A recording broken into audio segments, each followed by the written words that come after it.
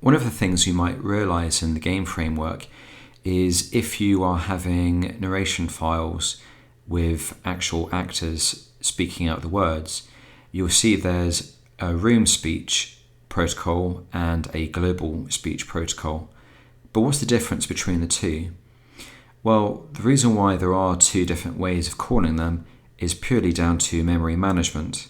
If you imagine you had a huge game that was 100 rooms big, and you had one narration file that dealt with every single speech dealt with in the whole game, most mobile web browsers just wouldn't be able to handle how big that file is, both in file size but also its memory as well. So this is why we have to mainly separate the speeches out, in most cases, by room speech, and then for anything else in global speech. But when would you use either one?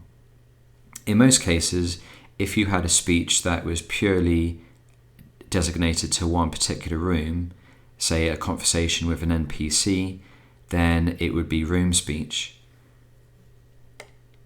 For global speeches, this is mainly reserved for speeches that could happen in any room in the game. So that could be an observation of when you're looking at a particular item in your inventory.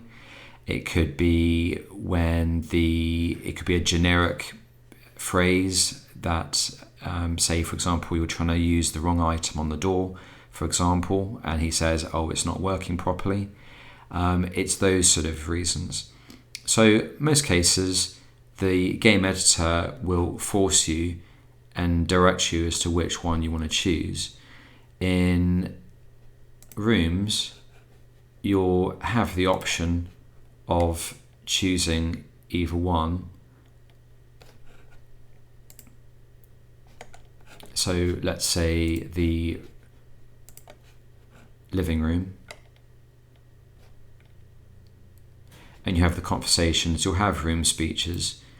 So 9 times out of 10, conversation groups, they should have room speeches in them, and then you choose the narration file that has been uploaded in the actual physical room.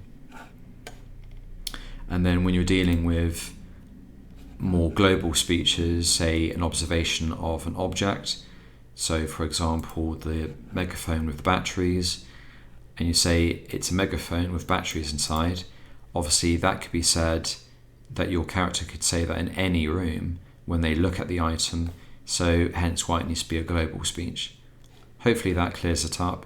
It's probably the only real confusing element of the framework, but hopefully that clears up as to why there has to be a clear distinction between the two because of the memory management.